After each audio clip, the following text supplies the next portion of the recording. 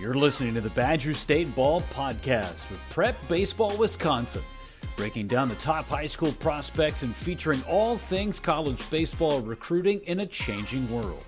Hosted by Vinny Rotino, Josh Fields, and Andy Sroka, this is Badger State Ball. All right, guys, welcome back to the Badger State Ball Podcast. Here we go. We're in the thick of it here in our preseason circuit. Just fresh off a weekend that took us to Eau Claire and then to Madison. But those aren't the events that we're going to be talking about today. We'll be speaking on the South Milwaukee Preseason ID, which took place in Racine, Wisconsin, at Hitters Baseball Academy. Which is always just a really fun event because it's one of our longest running, and really one of the company's longest running events. And it's, jam-packed full of the best players, some of the best players in the entire state, which can certainly be said and is true about this year's event in particular. But before we dig into that, anything you guys, we're joined here by Vinny Rotino, Josh Fields, Nick DiBenedetto, and you got me, Andy Sroka, here kind of just moderating, leading the way on it. But, like Vinny, I don't know, just if you want to just give us a rundown of how we're feeling in this particular moment going into our last major weekend of the preseason. Oh, man, how we're feeling? I don't know about how we're feeling, but how I'm thinking is that, man, we got a lot of really talented high school players here in Wisconsin just coming up to our eyeballs right now. And, that's figuratively and literally just in terms of how we have to cover everything right now. And it's a little bit different how we're covering the state this winter, right, with some of these events kind of back-to-back days. I know you guys down in Illinois have done that more frequently, but I think I like how we're doing it, actually. I mean, it is a lot tougher to kind of turn things around post-event, but I think later on in the season and how we're seeing some of these big events and a lot of different corners of the state, we're seeing a lot of talent kind of being ready to showcase what they're able to do, right, a little bit later, closer to the season as they ramp up. So it's been fun, but it's also been challenging, right? But at the same time, this is kind of what we signed up for, and really enjoying seeing all this talent, especially this one here in South Milwaukee. Yeah, it was really good, and we could just jump right into it, to be honest, because there's a lot of players to get through. We've already published our underclass quick hit story from this event, and we're actually going to start things off, I think, talking about the 2027s probably in particular here, just because there's some kind of major updates. I don't know, at the very top of our 2027 class board, you have the number one player in the state, Kyle Rogosinski, was there. We'll talk on him, but I actually wanted to talk on Ira Hilbelink first from Cedar Grove, Belgium. This is a two-way player. He was at the Future Games with us last year. He had a homer under the lights against Indiana. It was a sweet moment. But he, I think, did exactly what we would have hoped he would have done over the offseason, and that's just kind of get incrementally better, which is kind of stunning, only because he was always one of the most tooled-up players in the state, especially offensively. He kind of leads the way and all these raw metric swing numbers, like bat speed. He rotates really fast. He hits the ball the hardest. But he did those things even, I would say, probably at a higher rate than we would have even expected or hoped for. He averaged 102 exit velocity, hit a ball 107 miles an hour. It felt like every ball he hit for a 5-pitch stretch was 105 plus. It was kind of ridiculous. But Vinny, if you just want to tee us off here with Ira's performance, because it was just kind of eye-opening, and then we can maybe Fields, you can talk a little bit if you caught a glimpse of his pitching too, because of course he was really good on the mound as well. It was eye-popping for sure. So let me just go through a couple of numbers real quick. In 2022, I think he was in 7th grade. That probably would have been a Rising Stars event that he showed up to as a 7th grader. He ran an 8.6460. Following year at a Rising Stars event in 2023, he ran a 7.51. Then his freshman year, 7.09. So you can see he's getting better, ticking up with the speed and the explosiveness. Last year as a sophomore, he ran a 7.03, and that was his best time so far. He showed up at this one. Yeah, it's a really good time. He's super instinctual. We always thought he could probably play center field, even if the speed doesn't even get better, just because of how instinctual it is. You see some guys in the big leagues able to play really good center field just because of the instincts, despite not being just a total burner. But he showed up here at South Milwaukee and he ran a 6.69 and just got faster, like a lot faster. And so now all of a sudden, and we knew how athletic he was.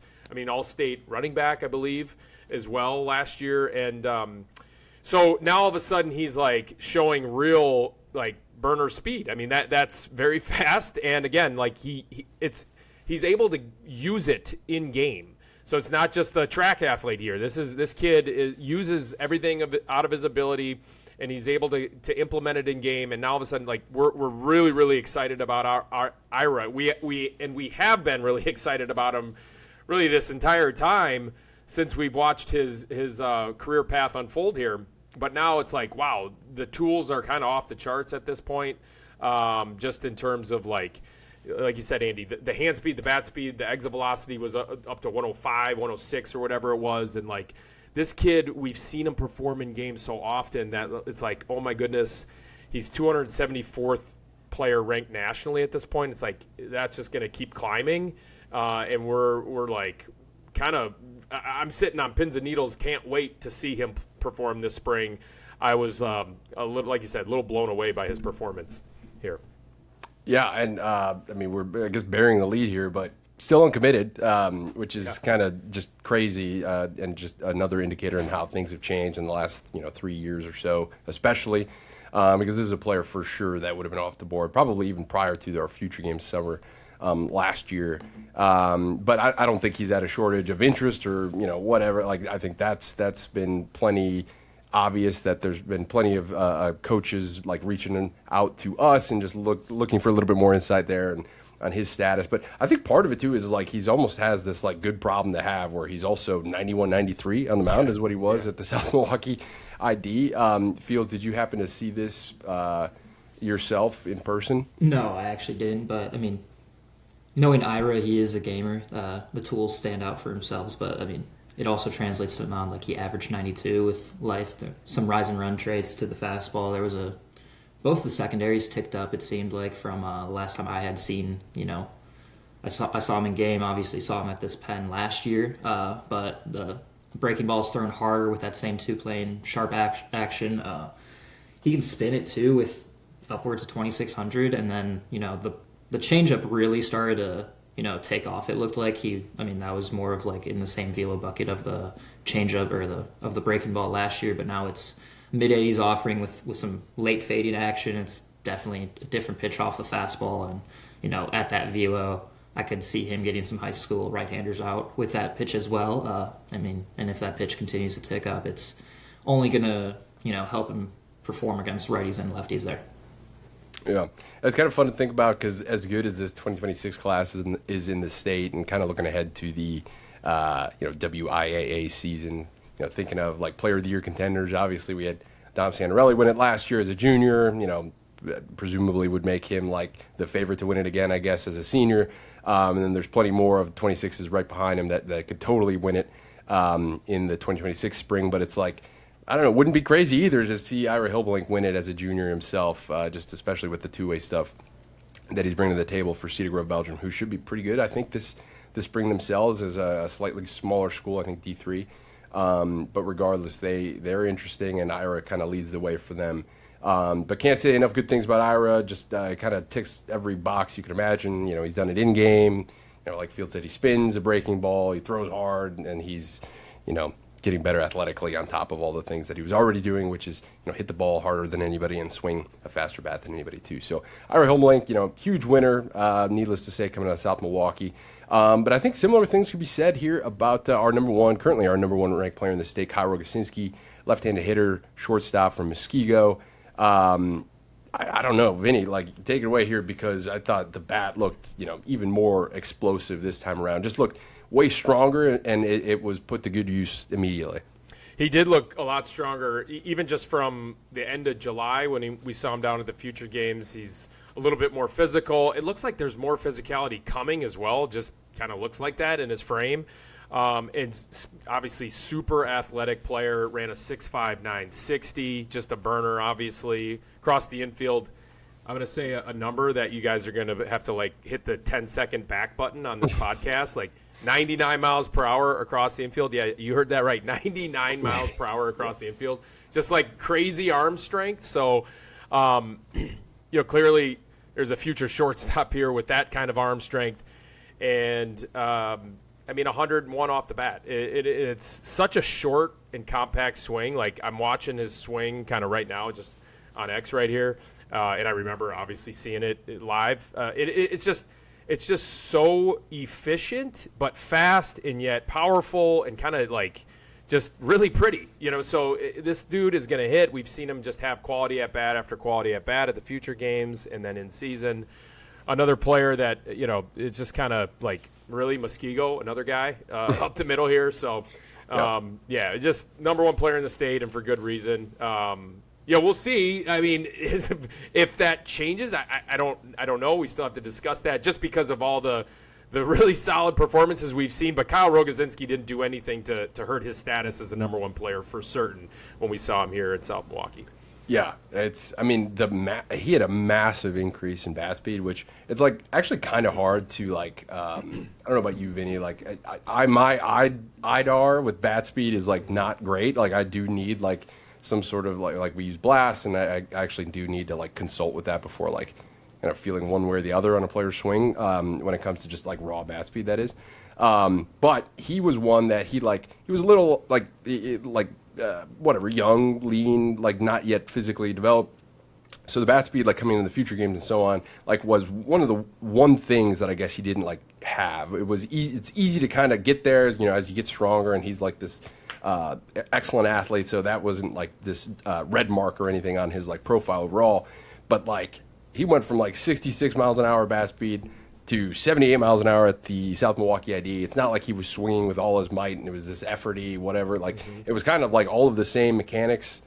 Now he's just added like 12 miles an hour bat speed that like all of a sudden he was hitting the ball way, way harder, but with similar sort of like rhythm and athleticism. And it's like, all right, if you're doing that too and like this quickly, it's a pretty special profile. I have a question on that for both you, Josh, and maybe Nick and Andy. Like, anecdotally, and I don't know the science behind this, but when a guy makes when a guy has kind of a longer swing, perhaps, and maybe makes contact further out in front, the bat speed you're going to be measured a little bit faster as opposed to like a shorter, more compact. I'm thinking Luis Ariz, right? Hands look super fast, but he's got technically a slow bat, right?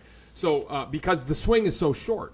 Now, there wasn't any increase in Kyle Rogozinski's bat path length at all. Like, in fact, like it's extremely a short bat path. So I agree. Like, how did he tick up 12 miles per hour in his bat speed? Obviously, he got bigger, faster, stronger, more twitchy, more athletic, which is crazy to say because he already was all those things. And so now, the bat speed is ticked up, and so it's at 78. That's plenty bat speed to drive some balls out of the ballpark to all fields. So we'll see how that translates.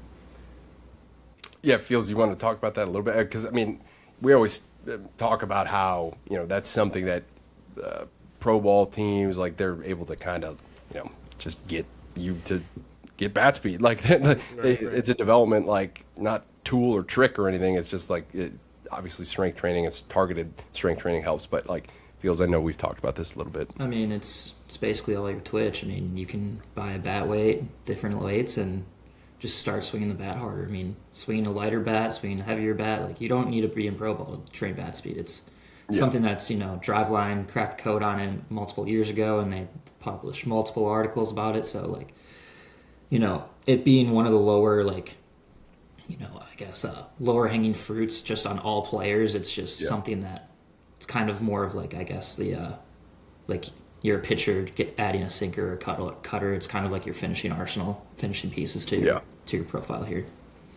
Yeah, like in some ways it almost makes you like this. It's like a reverse projection thing. Whereas like Kyle was doing all these things a year ago without bat speed. It was like, okay, well, I can't imagine. Yeah, and with the hand speed and with the rotational acceleration, just the motor that he has athletically, like that's where you can see, like, all right, you can project some big gains like that, like the 12-mile-an-hour gain like that. I mean, more conservatively, it's like 4 or 5 mile an hour gain in an off speed, or in an off season, but 12 is certainly like an outlier number there. Well, and that's just the type of the type of athlete that we have here and why he was ranked number 1 in the state and could very well be moving forward. Obviously need to complete like our preseason and stuff. We'll have some, huge events coming forward here. We're at the Mosh Center this weekend with over 20, 30 kids, some ridiculous amount.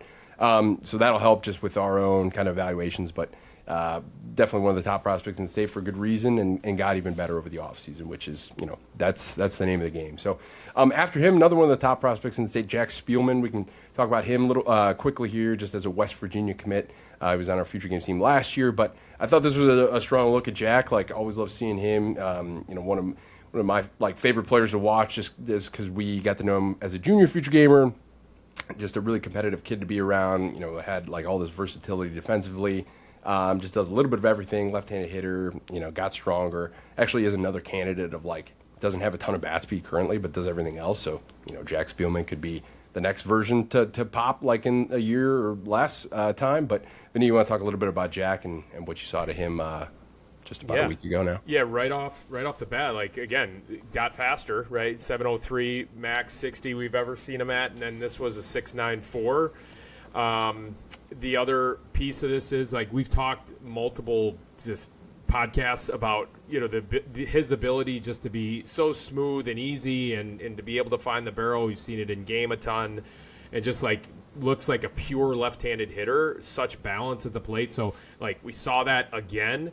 What I liked with Jack this time around, and I've always kind of projected on the glove in the defense behind the plate. I think he's going to be able to eventually continue to work hard and get a little bit better and cleaner behind the plate. I thought this was a clean look behind the plate. He definitely was catching some of the pens, some of the better arms. I think he caught Cal Schneider and a couple other guys that was really throwing really good stuff at him, and he handled it well, and I thought the hands looked super soft. He sets up really well.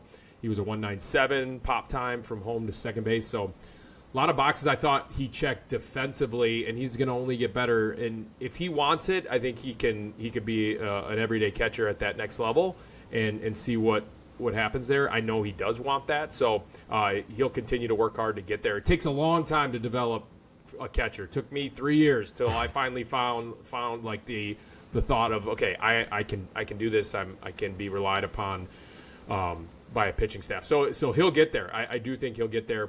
But I thought this was a really clean look behind the plate to go along with that great looking swing that he's got.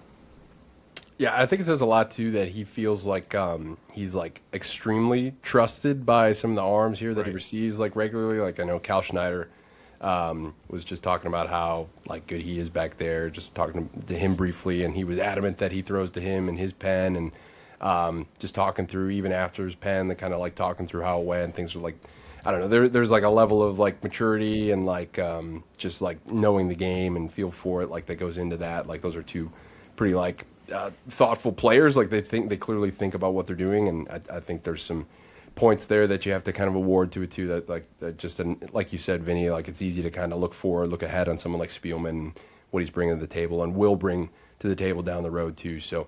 Another guy here, Zachary Steichen from Brookfield East, I thought had an awesome day all around. Just probably one of the top rounds of batting practice that we saw in total. Left-handed hitter, really strong, has always kind of been this compact, strong left-handed hitter in the state.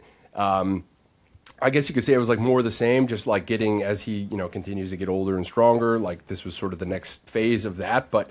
I mean, there just aren't that many left-handed hitters in the state who can, average a 95-mile-an-hour exit, triple-digit max, with a ton of bat speed, above-average athleticism. Maybe even that's shortchanging it. But Vinny or Fields even, feel free to take it away here on Steichen, just because I thought this was one of the top guys that we ended up seeing that day. Well, I just want to know, is Steichen's 28-inch peak vertical jump, is that the top mark, perhaps, so far this winter? I mean, that – talk about on vault again. That is jumping out of the gym essentially. 28 inches is a huge number for that. So yeah, I mean this kid is explosive as can be with the lower half, and that translates to what he can do with the bat from the left side of the plate. Talk about bat speed and kind of a twitchy anytime I'm looking at my radar gun with my eyeballs for bat speed, I'm like looking at like blurry hands, blurry bat, and that's what you see from this kid, and just consistently on the barrel. Like that was what was really impressive. I actually really like it's kind of like a downhill swing, kind of backspins the ball, which you don't see a lot from a left-handed hitter, right? So you more see that lofty path from a lefty. I like how he stays on top and through the baseball, hits those low line drives it to both gaps.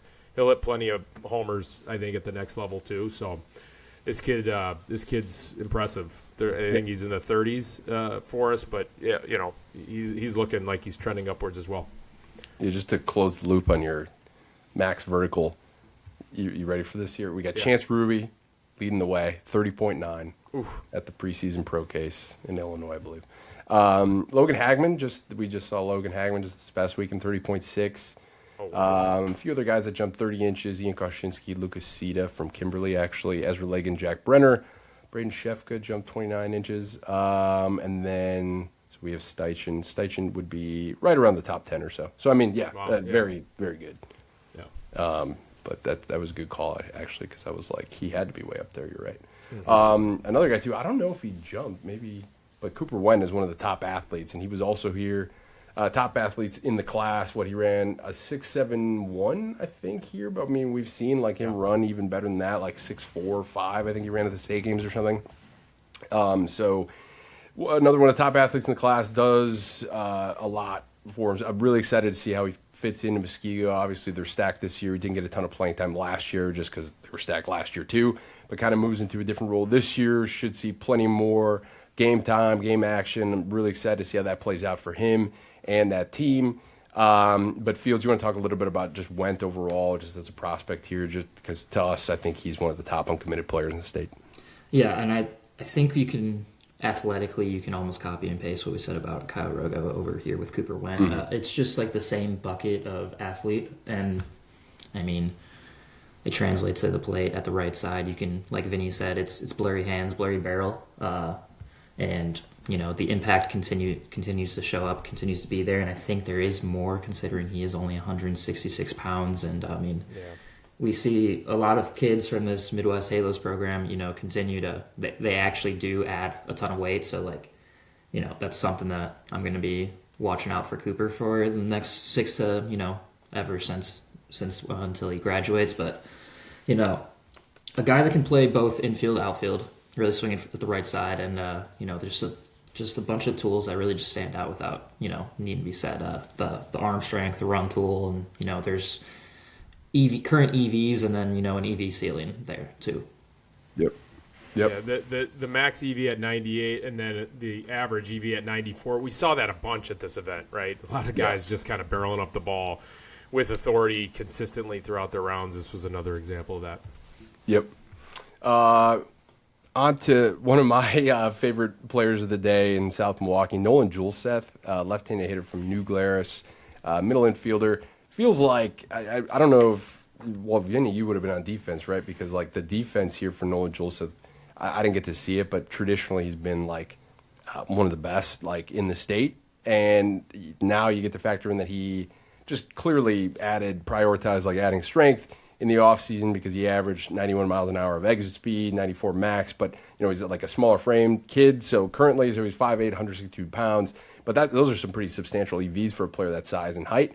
With bat speed, rotational acceleration, all these, behind-the-scenes metrics going on there.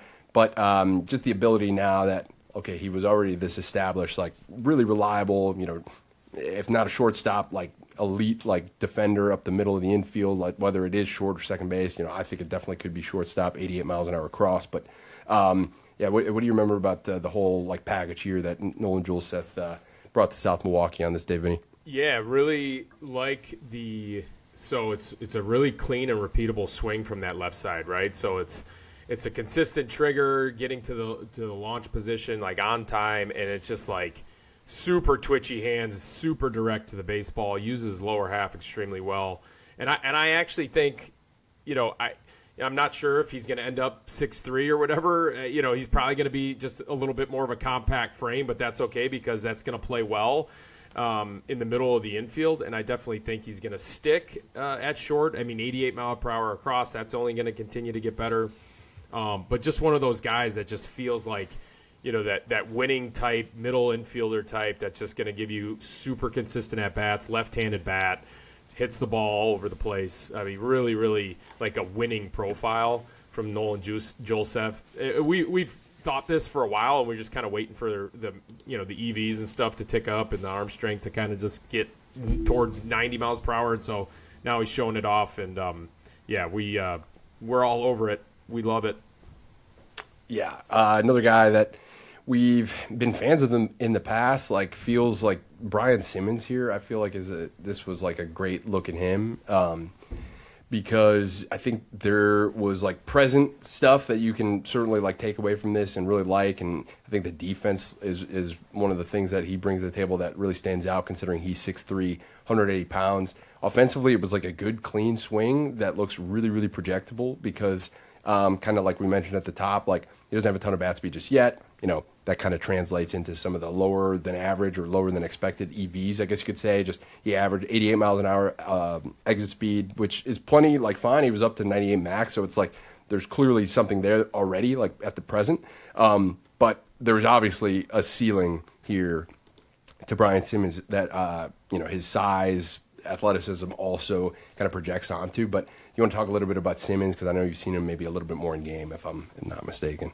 Yeah, I mean, Simmons is a guy who took over shortstop after CJ Trask graduated for Oak Creek, and defensively it didn't seem like he skipped a beat, in game looks in high school and in the summer. But obviously the 6'3", 180-pound frame really stands out, just because he's got some strength already, but there's still an immense physical ceiling inside that frame to go along with the fact that there's already some field play, some defense at a really important spot on the field, and the bat seemingly is just continuing to tick up. I mean, he was more of a bat-to-ball guy last year that, a lot of contact, but adding more impact, and, with the ability to continue to add more impact, this is just going to continue to elevate the ceiling for Simmons here.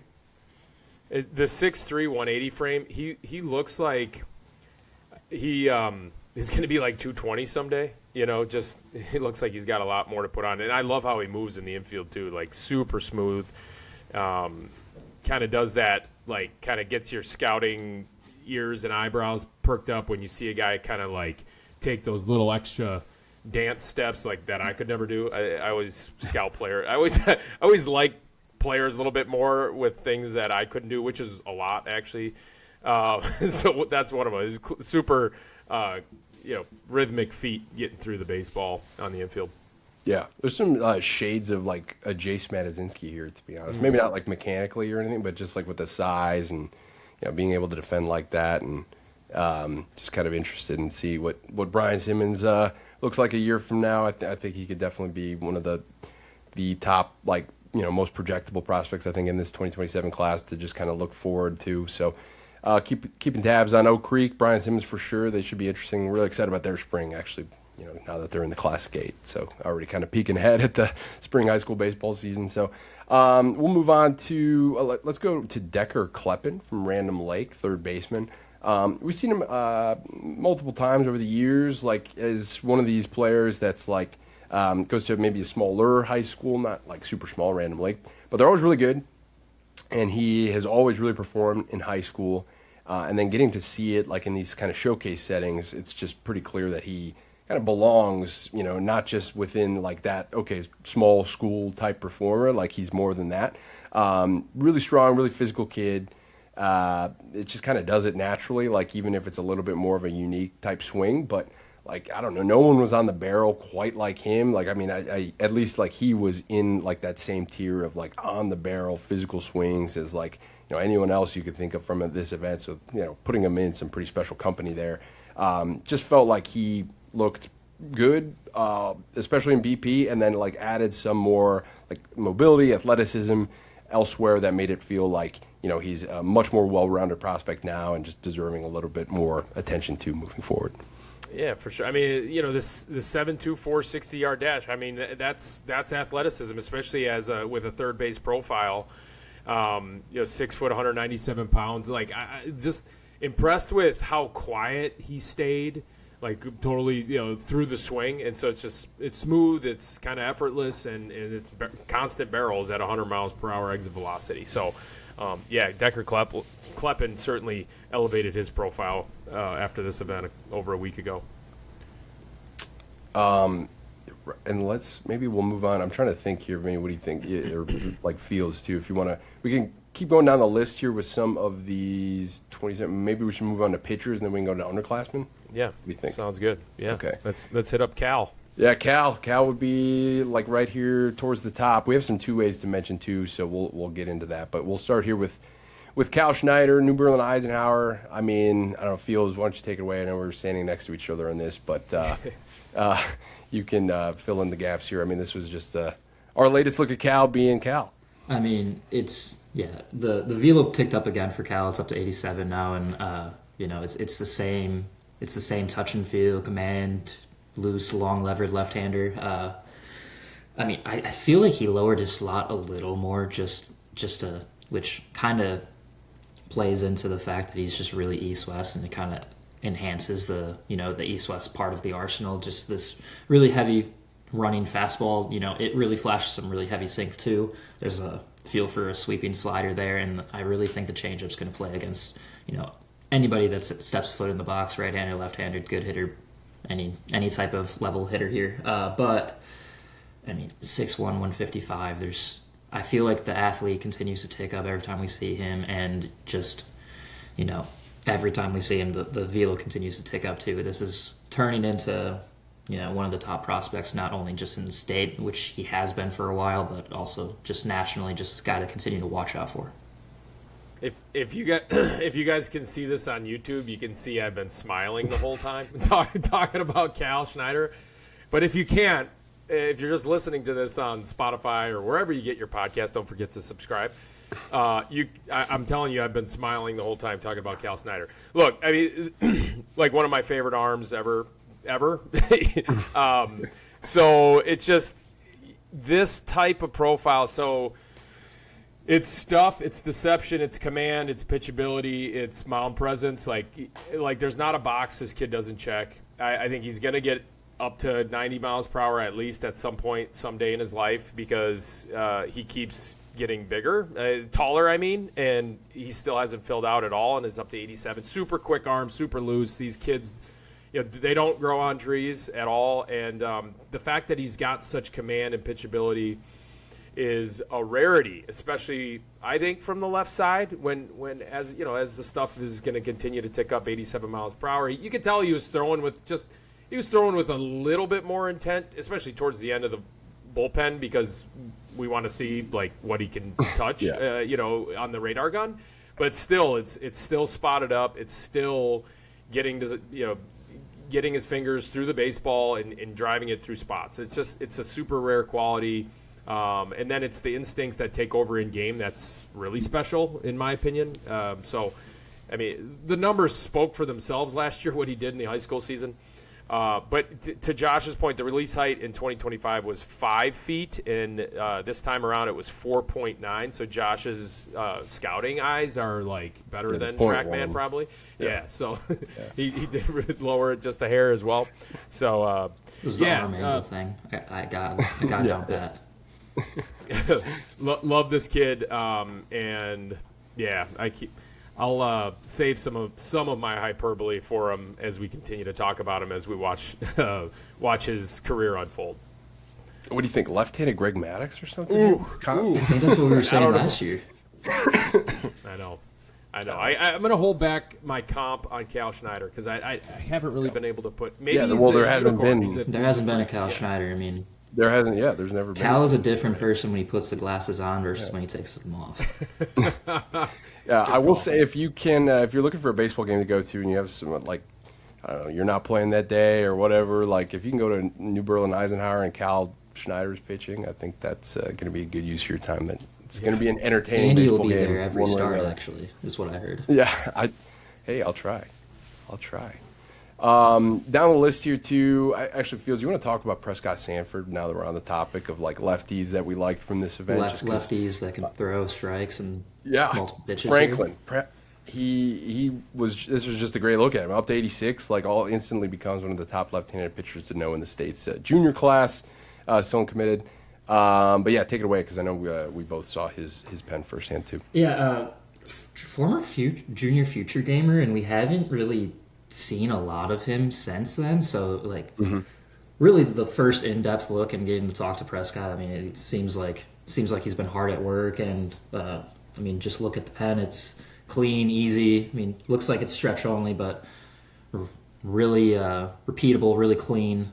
It's simple. Drives, like Vinny says, he drives the baseball through spots. But there's feel for four here. The fastball's in the mid 80s with strikes. There's a short little wrinkle breaking ball that I think he's going to be able to land in the zone a lot, and he was able to land it in this pen. And then there's feel for two different. There was a changeup that he threw again for strikes, and then there's a running two-seam fastball off the four seam here. But strikes, feel for multiple pitches. I mean, just being left-handed, throwing that type of velo with strikes for multiple pitches, like, yeah, that puts you in a bucket in yourself. And I mean, one of the top uncommitted arms in the state already.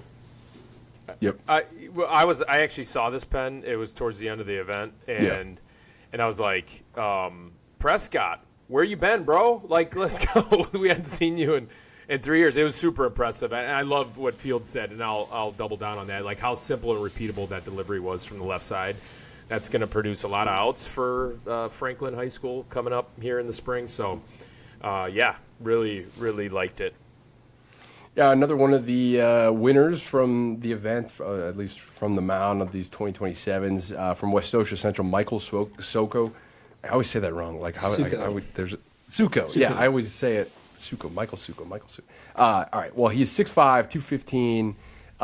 It's an up-tempo, like very, kind of aggressive delivery from straight over the top, like really steep. He was up to 91. I know he's kind of like spraying it a little bit in this bullpen in particular, but I mean, there's obviously just traits here that are very, very hard to teach. Needless to say, just like he's going to get a ton of like the vertical break, kind of carry, rise, whatever you want to call it, on a fastball like this that he has like metrically, and that also leaves like that slot, straight again downhill.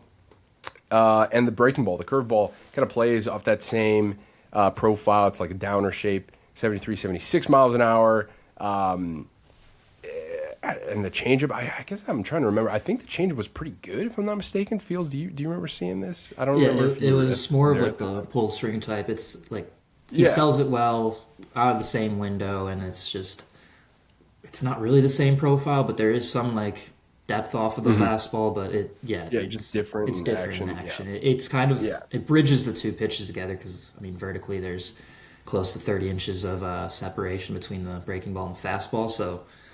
It's a good pitch, like right in the middle as well. Yeah. Yep. No, that's a good point because like the fastball and the curveball, if they're on, like I mean, he's going to be, I don't know, it's not like the same as like a Tyler Glasnow, but you can just kind of imagine it in that like same kind of profile in a way where it's just like it's all like vertical, like and if you're going to miss some bats on the fastball, not just with its velocity, but all this stuff it's kind of doing peripherally. It's a Trevor McGill comp right here for me. Yeah. So there's my first comp of the episode. Right. If he's throwing strikes, then he's a tough out or a tough at bat. Fastball with carry was 17 average IVB, and then the nasty hammer 12-6 curveball. But super quick arm from such a big guy, such a big frame, 6'5", 215. So like it's twitchy from that kind of frame. That's only for me goes to show that there's going to be plenty more velocity coming in the future. Yep. Another quick arm guy, Fields, you know him well, Taylor Rampus-Strider from Brookfield Central. He wasn't on the mound that we were like staring at the time, but I was able to kind of peek over there. I mean, I love the way Taylor Rampus-Strider moves down the mound. He was up to 88. It just feels like kind of an athletic, loose, fluid. All these boxes get checked.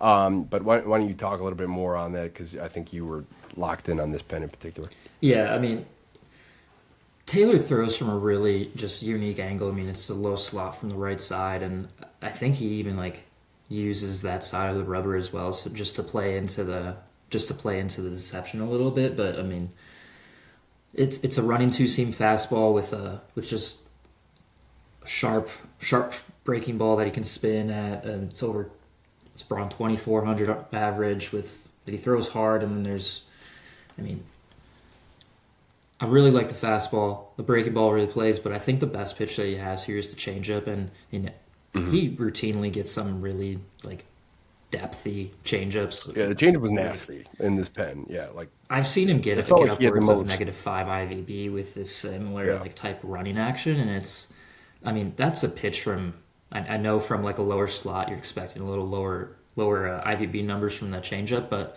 -5 IVB from that changeup, especially in the low 80s, is just you would look at that same pitch and think on a pitch plot and think that a left-hander threw a breaking ball. Basically, it's kind of outlier-esque, and it can. It's a pitch you can continue to project against righties and lefties, and then he also threw a cutter that is still developing, but with the slot, it's going to be hard for him to get I think a lot of glove side movement on that pitch, but he's throwing it hard, and it's basically right in the middle of his fastball and then a slider, so it's another bridge pitch right there. Mm-hmm. Yep, and you can always tell when someone has a little bit more feel for a cutter or something like that, because when it's a lot closer to there, sometimes it's just hey, that's just more of a slider or even slurve or something. But he's throwing the cutter 85 miles an hour or so, which he touched 88 with the his four seam or his actual fastball. So the cutter being that close, you could just tell there's at least it's different. It's just a different offering, bridge pitch, like Field said. So just all in all, it's a good mix. This is a player that we'll definitely need to see this spring. So I make one comment on Randy Shooter. So from the state games, it was more of an upright finish and kind of didn't stay through the baseball as well as what we saw in this look. I just thought down the mound once he landed, he's really staying in his legs a little bit better. Quick, makes quick adjustments, and this kid's nasty. I wouldn't want to face him with that low slot, and just kind of ball explodes out of his hand. Yeah. Nasty stuff. Another former junior future gamer here too that I just want to mention quickly, Mason Robertson, Remote Creek, left-hander, athletic, up to 86. I know Pete Hammett from Illinois was up here to help us with this event, just as an evaluator. He's dominating pitching the whole time here at South Milwaukee. He really liked what he saw of Mason Robertson. Burlington, Parker Davis, another lefty. Oliver Klaus from Racing Case, another lefty. Just a bunch of interesting players. Just shouting out Peter Hammett's mound right there. That's 3 of Peter Hammett's arms right there. Yeah, I know. We should have had him on the pod too, actually. Can kind of chime in here. But no, we got his notes, and they're always really thorough and good, and we definitely trust Peter. He was the one. Aiden Water Street. Shout out to Peter Hammett. Yeah. And I just want to comment. Mason Robertson, I saw him I think at the Rock, maybe when he was in 7th grade. I'm like, this kid is going to be just an absolute stud, and he is. He turned out to be. Yeah, and I think 5'8", 150 pounds, and it remains to be seen if he's going to get any bigger. He's 5'9" now. Okay, yeah, that's a big. Okay, yeah, my bad. Mason didn't mean to shortchange an inch, but he's been one of my favorite arms in the state to kind of follow, and I'm really excited to see where this kid ends up in college, because he can pitch and he's left-handed and it's repeatable as can be, and it's out of the same window, and there's a real breaking ball here, and a real changeup. So, really liked him and have continued to like him. So, it was Pete. Pete was singing his praises after he saw it on the mound. Yeah. When was this event? I know, it feels a week ago Sunday. Yeah. A few more players here. We'll kind of just mention quickly. There were two-way players stood out for one reason or multiple. Ben Haas from Muskego, catcher. Obviously, playing time is going to be hard to come by just for not just Ben, not singling out Ben. It's just this team has a million really good baseball players on it. And with that being said, it's I don't want to let Ben Haas slip through the cracks, because this was a really, really pretty smooth, left-handed swing, 89 mile an hour average exit, 97 max, again, left-handed. And then it looked like he was pretty good defensively as well. I did not see it on the mound, but he was up to 85. It looked like he could spin a breaking ball. Changeup looked good too, metrically. That was really interesting. Fields and I were talking about Ben Haas for a little while after the event. I don't know if you have anything to chime in on there, guys, because there's a couple of the players I figured we'd mentioned before. Moving on to the underclassmen, but yeah, Ben Haas, if you have any. Just with, like, the impact with the bat, just like, I mean, loud. It was super loud. And, gosh, you just love a left-handed bat like this that just, it's super smooth, loose, and then all of a sudden, like, you're hearing these loud sounds off the barrel. Just really good. And then I didn't see it on the mound either, but I'm just kind of watching it here. Yeah. And really easy with multiple pitches. So, totally repeatable. So left-handed bat, right-handed pitcher. Good stuff from Ben. Yeah, this is actually. I got to imagine he's going to make an impact with Muskego. This is actually a name I followed away from last year. I mean, I know he was only 166 last year, and the EVs were like 86, and there wasn't a lot of bat speed, but it was a clean swing. A lot of actions that you thought that would play just with some added strength, and he shows up to this event or at 177. I think 17 pounds heavier, and just a ton more bat speed and up to 96 EVs, and just goes to show like what really tackling the offseason and weight room can really do for you as a prospect. Yeah, well, and kudos to you too, because you're totally right. It was like the just foundation of the swing here is like really, really easy to like, and then you just tack on all these other points and metrics, and like, yeah, there's a really good prospect here, Ben Haas. So we'll be keeping tabs on Ben, regardless of like the playing situation in Muskego. I'm sure it's going to be just tough for everybody to crack the lineup. So we'll see how that plays out. But regardless, keeping our eyes out there. Another guy here, Vinny, I don't think we got the chance to talk about J.D. Weiland, but this was one of the loudest rounds of BP for sure. Left-handed hitter, listed at 6'4", 225 pounds. He ran a 7.18, so there's some athleticism. 88 from the outfield. And then metrically, it's like one of the fastest swings there, one of the most aggressive hitters, like swings there. He was swinging with a ton of intent. 101 mile an hour max from the left side. Like, I don't know, there was just a lot here. He's a rank in the class, but it just felt like, I don't know, we just need to pay even closer attention because this could ultimately be a really, really special player.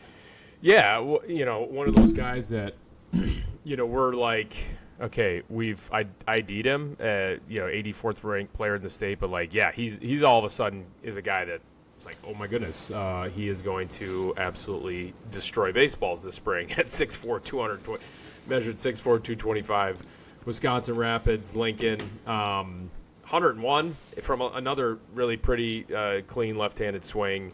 There's intent here for sure, but at the same time, there's all kinds of barrel accuracy, really precise barrel, the way that he was just smashing baseballs during his round. So, yeah, one we need to pay really close attention to. Yep. Also up to 84 on the mound with a splitter. I think that graded out pretty well here, just kind of looking at our notes. But so definitely nothing to write off on the mound either, but just kind of potentially a really special left-handed hitter in the class that we'll be keeping tabs on as well from Rapids. So that brings us to Louis Fox. Just want to mention him as well. Another really, really pretty clean left-handed swing, 6'1", 180 pounds from Wauwatosa East. Feels like a perfect, like, I don't know, late bloomer type prospect. Not to say that like he's like not already interesting, because he's impacting the baseball plenty hard enough as is. It just feels like there's like a huge floor or a huge ceiling here that he can really continue to carve out. Ran a 6.77 as well, just another indicator on like kind of the upside here. But maybe Fields, if you have some other notes on Fox, just because another one of the top performers of the day. Yeah. I mean, another guy that we identified from this event last year. A lot of the similar, excuse me, a lot of the same tools, but I mean, the runtime ticked up a lot. But like you said, it's a clean left-handed swing. He added some more bat speed this year, and I mean, yeah, it's just one of those guys that we're gonna really have to, bear down, figure out what the swing decisions, what the bat to ball looks like when there's, another pitcher in the box just trying to get him out. Yep. So those are our upperclassmen. I got to shout out my guy Mike and Haddon real quick, just because. 98 mile per hour average exit velocity. So he's headed to Carroll College, University, whatever it's called. And he's gonna probably just show up on campus and implant himself right in that number 4 spot and play first base and probably break some school records. I mean, this dude hits Mamos, we call it, 394 foot homer, or I guess ball that he hit at this event. That had to be probably near the top, or if not the top mark. But yeah, good look from him again. Yeah, I was pumped talking to him because I was like, I mean, I think Frame Park is already pretty small, and Mike and Hat, I think, is going to make Frame Park look extra small. So we'll have to. I'll see what it's like. Feel very about to see him. Yeah, I'm just happy he's not a right-handed hitter because Stein's going to have to really increase his baseball budget because he's going to launch a bunch of balls in out river. of that. Yeah, it's going to be easy enough for him to just flip balls over the fence into the river right there. So yeah. See. Before we get back into it, we need to tell you about a big upgrade here at Prep Baseball. If you're serious about stepping up your recruitment, we just revamped our Prospect Plus subscription, and it's a game changer. Prospect Plus now lets you upload your own videos directly to your profile, so your best swings, innings, defensive highlights are front and center where college coaches are already looking. New this year, you also receive a $100 showcase credit built right in. On top of that, you still get all the Prep Baseball Plus features, including access to a sortable college database across every division, school tracker tools, and advanced search filters to find the right fit. You can manage your profile, track schools, organize your recruiting calendar, and access coach contact information all in one place. And yes, you can download your videos at any time. Bottom line, Prospect Plus is built for athletes who want more control, more exposure, and recruiting tools that actually matter. Head to prepbaseballreport.com to subscribe. Now, let's get back to the show. All right, we'll move on to the underclassmen here. We'll probably go through these guys a little bit quicker just because, for time purposes, but also, plenty of ways to go for these players. We're just kind of introducing ourselves, even still, to the 2028 class and below. But we'll start with one of the top-ranked 28s in the class itself, and from West Bend West to looks like they'll be pretty good this year. Pretty interesting program. But Maddox Welzine, their shortstop, 5'11", 167 pounds. Just a really, really nice-looking athlete overall. But it felt like he just took a step up in terms of just like the impact at the plate, right-handed hitter. But Vinny, what did you see out of Maddox Welzine on this day? We've always been huge Maddox Welzine fans around here, and there's a reason why he is the second-ranked player in the state for the class of 2028, and he showed out again. Yeah, a little bit bigger, stronger, ran, what did he run, a 6.85, something like that, but I think that's correct. No, he actually ran a little bit over, so this is a 7.02, but still plenty of athleticism. As he adds weight, and we're still kind of waiting for that, this kid is going to be just like kind of a name to know in the region, not only state, just because he can really do some things up the middle defensively, and he's got instincts at the plate, and love the right-handed swing. Yeah, the bat to ball really stands out. Yeah. Yep. Yeah. Staying on the 2028 theme here, we'll kind of go through them before we move on to 29s, but another one of the top-ranked players in the state who was at this event, Camden Jeske. I just thought this was another kind of as expected performance out of him, and I mean that in all the best ways. He would always loved the left-handed swing. He is a pretty easy, free-flowing athlete. Defensively, it looked good. I think he is just the perfect candidate to just make this massive jump as he gets more physical, like some of the other 2027s we were talking about earlier at the top, even a Kyle Rogosinski or something, because right now his max EV is 91, which is plenty fine, but just for the caliber of prospect he is and just sort of the foundation that he has here, it just feels like it's a matter of time before it all kind of starts coming together for him physically, and then he on top of that swing that he has, which is just really, really pretty to watch, it just feels like he is gonna click kind of in that, which is what we're all betting on and what we feel pretty confident about kind of moving forward. So anything to add on there, Vinny? Whenever I kind of jot down something in my notes when I'm scouting these guys and evaluating from the side here, when I'm watching these guys hit, and I jot down the word, and this is kind of going to let the cat out of the bag in terms of whenever you see this in your report. But anytime you see when I say hitterish, it's that's a really endearing term to just how you're feeling, how a scout's feeling about how much bat to ball is here, how much ability just to kind of see the ball and react to it. you watch a softball player, right, and you're like, okay, they're just kind of like taking donkey hacks, and they're not even really picking up the baseball. Like when you see a kid like kind of react and really pick up the baseball with his eyes, and then the hands are kind of naturally reacting, that's what I mean by hitterish. It's kind of a feel thing, but this kid's got that. A lot of players have that in the state, right? I mean, there's a lot of really good hitters. And not to say if you don't get the hitterish term in your profile doesn't mean I don't think that anyway. I just don't want to sound redundant sometimes. But, this kid's got that. He's got that feel. And like you said, Andy, like once he adds weight, he's going to completely take off. Yeah. Tate Hagen, Lake Country Lutheran, middle infielder. Thought this was one of the best rounds of the day. Vinny, I know it feels like you could even chime in here too. I know I'm not sure if you saw it. But either way, you've seen Tate Hagen quite a bit, I believe. But thought this was ultimately one of the better rounds of the day, 2028. I didn't get to see his defense, but it sounded like it was pretty good, just based on the grades and like eval notes that we have here. But Vinny, if this rings a bell or feels you want to chime in just on this one, because again, for me, I thought I came away super impressed with Tate. Yeah, Fields, you wanna jump in? I can add. I mean, Tate just looks like a shortstop that with clean right-handed swing.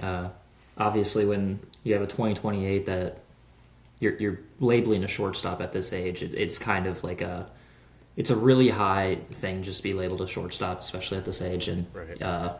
The athlete, the arm strength, just the action, the clean movements, and the clean movements and the actions in the infield really translate at the plate, and also just in game. There's a ton of feel to play. He's a two-way as well, but I really think that, there's a huge ceiling at the plate, and defensively, they're just, I think he's going to continue to play shortstop even in college. Yeah. Yeah, that's a good call. That's a good call, Josh. Because, I mean, that's kind of the feel you get when you watch this kid kind of just move around, like the presence that he has in the facility, in the box, during defensive work.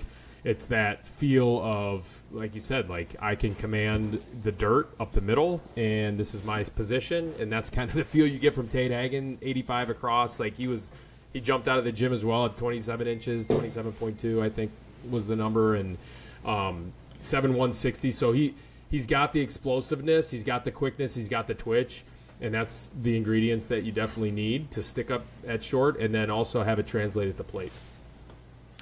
Another one of the top defenders here, and I cannot wait to see what Jadiel Colomé looks like in, like, I don't know, a year or two, because I think fundamentally everything looks just like it's supposed to. Defensively, he looks terrific, like a shortstop of the future for sure. 5'11", 160 pounds. Still just kind of getting into his own, body strength, all these things. So he generated max EV close to 9 miles an hour, which is fine, but it just kind of indicates just how much room there is here to grow. But this is the type of player that, like, of years past where you're like, so-and-so is like, where, at which school? He's like, whatever, he's in the SEC or Pro Bowl somehow or whatever it is. Like, you're like, where did this guy come from? It's like they look like this when they're sophomores in high school. Whereas just it just hasn't clicked for them, like, physically just yet. But, like, everything else looked apart, and you're like, wow, I can't believe I missed that. Well, this was that version of that player. So I'm really excited about him in the future here. But, Vinny, do you remember anything about this round in particular? Did I maybe sum that up in the right way? Yeah, that's a good call. I mean, I want to throw some comps out here just because of how he moves and how long the levers are, but I'm going to hold back a little bit as well on Jadiel. And so what's cool about some of these guys is that, like, kind of all around the state, but like when you see a kid with such like a centered move, meaning like he's not trying to generate like this huge weight shift back and then back to center, which I like if a player can control that and it's under control. But when it's kind of that centered move where there's like very minimal movement in the head, like that swing's probably gonna, at least the swing decisions are gonna be able to translate in game just because of that head is so quiet. That's what you see from this kid. Aside from all the other traits that he has with the projectability, which I totally agree with Andy. Like once this kid like fills out, I mean, what's the comp here? Like, this kid is I don't know. I don't want to throw anything out just because, like, he's so wiry, but it's coming very soon. It's like 5'11", 151.2 pounds. That's what we got him at. But yeah, it's super athletic. You can see the athletic actions, even though they're not quite translating yet to like the loud metrics, but they're coming. Yeah, they're coming. I mean, sure. I guess this isn't a comp, but I know talking to you, Andy, but going through just the last couple classes, especially like the sophomore class, but the defenders and the guys that can really defend that look like this. I mean, we're looking back at CJ Trask and, I mean, a Jace Matazinski type guy. Maybe it's just not all the way there yet, but you can see, the foundation defensively of being a really good defender up the middle, as well as, there's just some tools athletically elsewhere. And, I mean, maybe it wasn't the prettiest swing as a sophomore, but, I mean, with Jidel, that's obviously not the case. But certainly a lot of foundations and a lot of, like, good histories of players that can really defend like this, really popping later on in their prep career. There are actually some, maybe not like mechanically per se, but there are actually some similarities here to like an Ian Koszynski, I think is like somewhat fair to say, where it's like Ian always felt like it was like it was like a fluid swing, like you liked it and like you loved the defense, and like he just kind of like continued to work at it, like to the point where it's like he started getting a lot more physical, and the bat like catches up to the glove, and the glove was really high, so getting anywhere in the vicinity of where that glove graded out like is all of a sudden you have a really, really nice player, and it just kind of like raises the overall floor, I guess, is kind of what we're getting at here. And there just aren't that many good defenders like this, and the way he moves and like how he projects physically, it's like there's just very, very few players like this in the class and in the state really as a whole. So he's going to get a ton of chances, not just from us, but from college guys. And, there's just a lot to like here, and he's just a huge follow, I think, coming out of this event. So that's Jadiel Colome from Martin Luther. And then moving on here, we've said this a few times, but this is a really good event. But John David Jacobs, I thought was maybe like, I don't know, the pound-for-pound winner. Like, of course, some of these other guys, Howard Cincy, Ira Hillblink, kind of expected, like, really excited to see them. They maybe even exceed expectations, but more or less, like, we knew what we were getting. John David Jacobs, he's a rank in the class. We like him. But he just took this massive step forward, I thought. He was one of the top right-handed hitters there. 101 max exit, 6 foot, 196 pounds. Looked really, really good on the mound, at least on video, up to 86, but with, multiple pitches. But Vinny, why don't you chime in a little bit here on Pewaukee's John David Jacobs? Yeah, this dude is like, I mean, where do we have him at? Like 48 or something, and that's probably going to be, climbing because of what he did, just both as a two-way. Like, there's real two-way potential here from John David Jacobs, and I mean, just 86 off the bump, 22-inch of average induced vertical break. So it's like, is he going to be, a bat or an arm? I mean, there's real potential that he's going to end up as two. I think he's going to kind of show us that here in the coming next couple of years. But, it was one of the biggest winners of the day. 101 max exit velo. That's got to be the top mark for the 2028 class at the event, I believe. But, and then average 90. So it's like really short and compact, but just ball was just – he was just hitting rockets. So whenever you see, also with the reports, anytime you see rockets, that's my report. So that's what he was doing off the bat. So you have to get Nick DiBenedetto. You got to start using rockets just to confuse people now in your reports in event. So really good look from John David Jacobs. Yeah, 100%. JDJ we can call him. JDJ. I mean, I like it.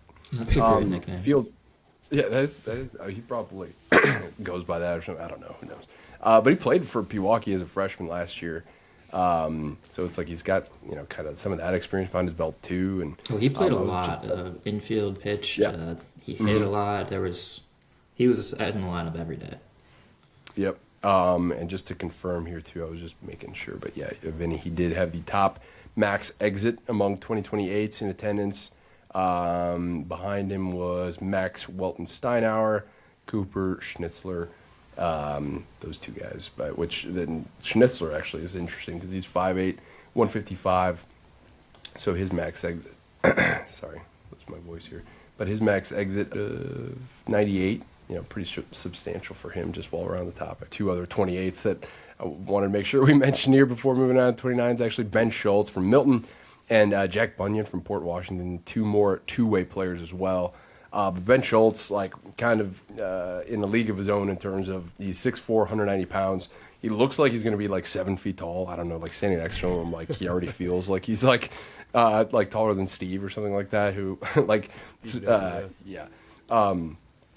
But Ben was up to 88 on the mound on a vertical fastball. I had 18 inches of average IVB. Curveball was it looks like a pretty solid secondary here that it looks like his go-to. But I thought this, for being 6'4", 190 pounds, pretty repeatable swing from the right side. And a ways to go in terms of maximizing, the quality of contact here. I think too, with just a max EV in 93. I think in short order he can turn that into some triple-digit exits. I think in no time. Yeah, this kid is when you get excited about a prospect, just the overall package. This is it right here. I mean, 6'4", 190. Yeah, it's this dude is going to be 6'12", and 240 probably at some point. But yeah, I agree.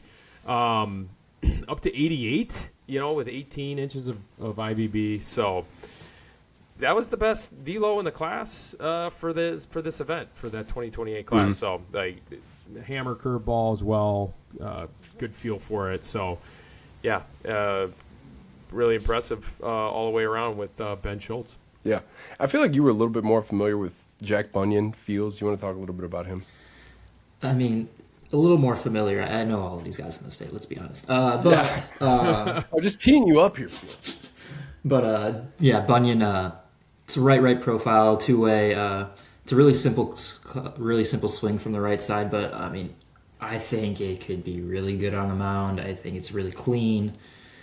Obviously, the arm plays. It's really loose, just throughout. It's almost uninterrupted throughout. And he throughout this pen, he showed field work in sync, which is kind of notable considering how loose the operation is. But I mean, there's arm speed through delivery, there's spin with a firm breaking ball, and I mean, there's a really depthy changeup off of the fastball here. So, I mean, just a lot to like about Jack Bunyan here. Yeah, there was like the swing. Go ahead, Vinny. Oh no, I was just gonna say I like the swing too. Remember the round? It was just talk about that move, getting back into your backside and then kind of controlling that move back to center. It's super fluid and loose and easy. And then it was just kind of crashing into the ball, really, and loose through finish too. So he certainly wasn't trying to add anything to the swing here, and he was up to 93 peak max exit velo. He could probably, if he wanted to, just kind of grunt and get to a 98 or something like that if he really tried. But it's so controlled and quiet through the hitting zone. Yeah. Well, there's even more 2028s mentioned. This is a story that's already published on our website too. Our underclass quick hits from the South Milwaukee Preseason ID. Don Bombian from Franklin, another 28. Brooks Doverstein from Pewaukee, another 28 that gets mentioned in here. But so there's a little bit more that you can get out of that story. But just going to kind of move on to the 2029s for the time being, just kind of quickly here before we have to wrap things up. All right, so moving on here, Hunter Shepstone. Another Oak Creek kid. This is a 2029, so kind of moving into our 2029s now, but one of the top-ranked 2029s in the state. Left-handed pitcher, first baseman. Really physical left-handed hitter already, which is certainly notable for just a player his age, but 5'11", 211 pounds. Really like it on the mound as well. He was low 80s with a more vertical fastball. Slider looked really interesting, just as sort of this developing pitch. Changeup too looked really I think maybe looked like his best secondary just as is right now. But Fields or Vinny, you want to take it away here on Shepstone? Go ahead, Josh. Yeah, I mean, Shepstone's our number 2 player in the class. I mean, it's 3 pitches with strikes, really vertical fastball up to 84. I mean, 84 may not sound in a vacuum like a high number, but for a lefty at 2029 at this level, at this age, like he's throwing the gas, with 17 inches of vert on that fastball too. But there's field to spin a breaking ball, and there's a changeup with a little like cutting action almost, but it looked good in the zone. But just another arm to continue to follow. I mean, it's a big, strong, durable frame, really clean, repeatable delivery. So just an arm to continue to follow. Yeah, he's a two-way, left profile, first base, left-handed pitcher. I don't know. Is he going to end up on the mound or with the bat? I mean, it's like pretty impressive, swing to all fields approach, hitting rockets to all fields, up to 94 EVs. Like, it's got to be one of the top marks as a 29, kind of what we've seen so far this winter. So really good stuff from Hunter. I know the hitters guys really, really like him, and rightfully so, just because he's one of their top players in the 29 class. Yeah. Well, I mean, I messed myself up anyway because Oliver Peltz, good chance. I don't know. He looked like one of the best players in the state, at least in the 2029 class. Whitefish Bay, junior future gamer last year. But just already like one of the top athletes.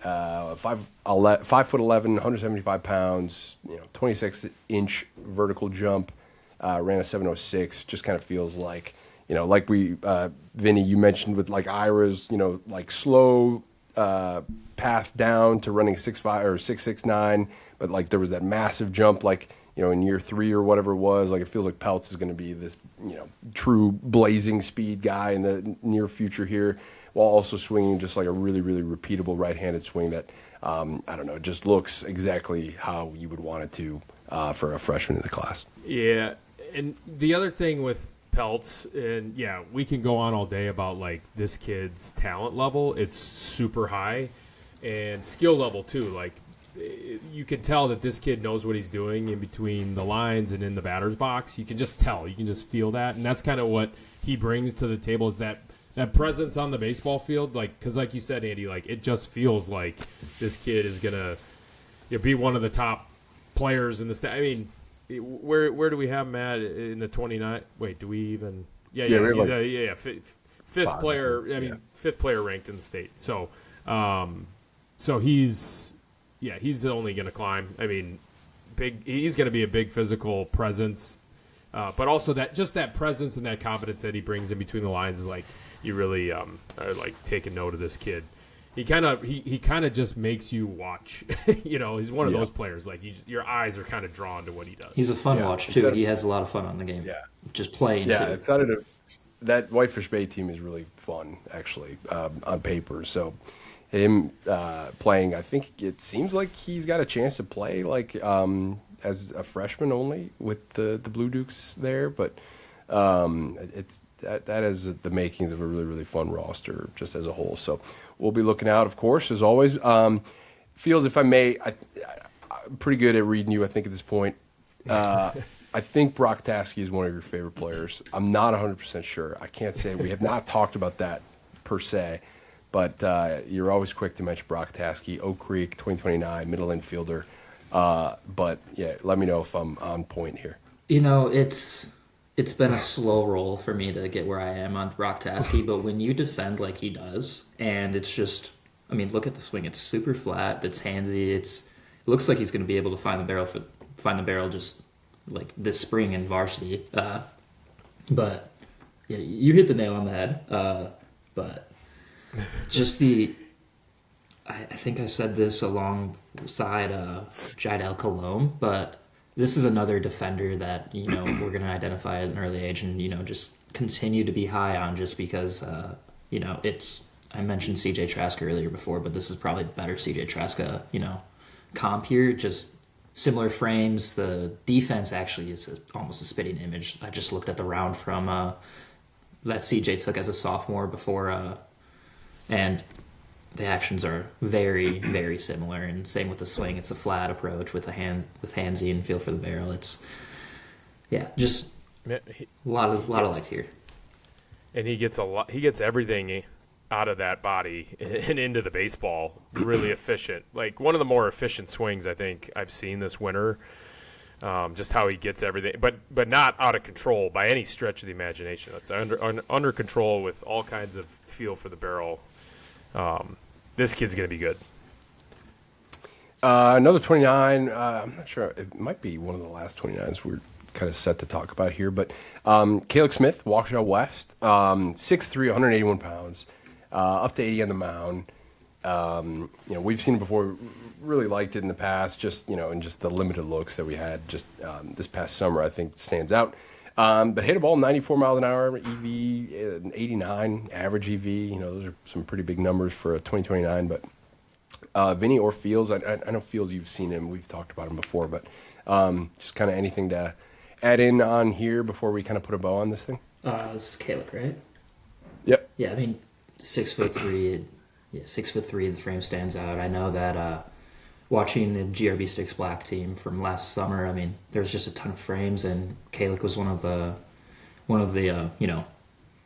guys that really stood out just at the plate and on the mound. I know that Cooper Trinkle, our Indiana scouting director, was a big fan of him on the mound last summer at Grand Park, and every time we saw him at the Rock, there was a lot of good at bats, a lot of clean swings, and honestly, it looks like the kid can really play the infield too. Yeah, this is remember this round as well, and I had to do a double take. Wait a minute, this is Caleb Smith because he's a 2029. Are we kidding? So yeah, he looks like a 28 at least. Just the huge frame, but then advanced feel to hit right here. And yeah, he performed.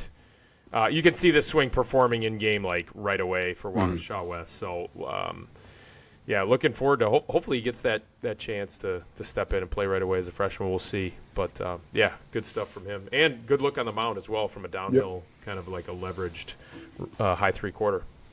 Yep. Just putting a bow on this. Are we? More... Have we talked about Cooper Graham? No, great call. What are we doing? I was going through our... because I was looking at our two-ways and not our POs. Yeah. All right. That's our bad, Cooper. We have a 2029 Wisconsin up to 92 miles an hour here. So with a hammer breaking ball. It's with the hammer, it's a pretty special. He's 6'2", 215 pounds. Pump strikes. Has just the most steady, kind of even-keeled presence. I feel like Team USA could have used him even last night. Would have been just fine. He would have been pitching with a smile on his face, too. He would have been having a good time. Yeah, he would have unfazed. Yep, that's kind of the vibe you give with Cooper Graham. But again, he was 89, 91, touched 92, with just a whole fleet of secondaries here. He's the number one ranked player in this class. Kind of really no reason to think otherwise just in this present moment. I'm sure he'll get challenged here by the rest of a pretty, I think an exciting group so far just of the players we've seen. I think just when you kind of look through, how common some of this stuff is, it's not really just the velo, although the velo certainly helps. It's just kind of how easy it's coming, and then just everything else he does on top of it. Yeah, and it's 6'2", 215, and it's not like he's a 6'2", 215 who was shaving in fourth grade or whatever.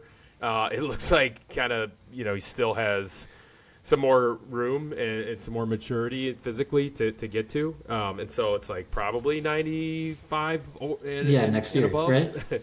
Yeah. So, one of our favorite players just overall in the state, regardless of class. And, man, he showed out really, really well. We were kind of blown away a little bit by this bullpen last Sunday. Yeah, and there's another 2028 we probably need to mention, Connor Paulsrud from Waukesha West. Yeah, I was going to say, because I was just looking at the two-ways list, so these POs kind of slipped my mind here. So, yeah, go feel free. I know, Vinny, you got to bounce here relatively soon, so if you got to, just no worries. But we'll kind of wrap this thing up pretty shortly here. But, yeah, Fields going to Paulsrud. Yeah, another Waukesha West kid. It's an athletic with a really quick arm, especially through release. Balanced delivery, really just stays on that front side, throwing downhill.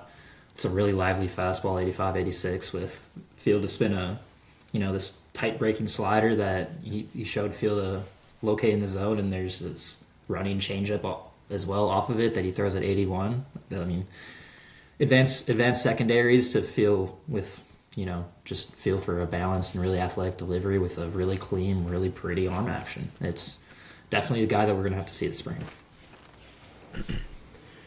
Yeah, on the Waukesha West side, like Carter Highland too, 2029, two-way player up to 83, like on the mound with like some position player upside too. It's just like so kind of keeping tabs on Waukesha West moving forward. I think will be important for us. Seems like they have a youth movement going on there, and then there's plenty of other names mentioned here in this quick hit story that we published on our website, South Milwaukee Preseason ID Underclass Quick Hits. So you can find a little bit more information. Some of the players we talked about and some of the players we didn't on there, and we'll publish the upper class version of it shortly if it isn't out by the time you're listening to this. But yeah, I think summing things up here, we have a daunting weekend ahead of us. We'll be at the Mosh Center on Saturday, March 21st, and then Sunday on March 22nd will be first time ever going up to the Crystal Training Institute in Mosnay to run the Central Wisconsin ID. I don't know, boy, we have 60-ish players registered for that one. Is that right? Sounds about right. I think so. Yeah. What does it matter at this point in terms of like players coming out of the woodwork and talented players? But no. Like not to minimize that in any way, but we're excited about that. Yeah. Both events. Like obviously, this is going to be a massive event on Saturday and then Sunday as well.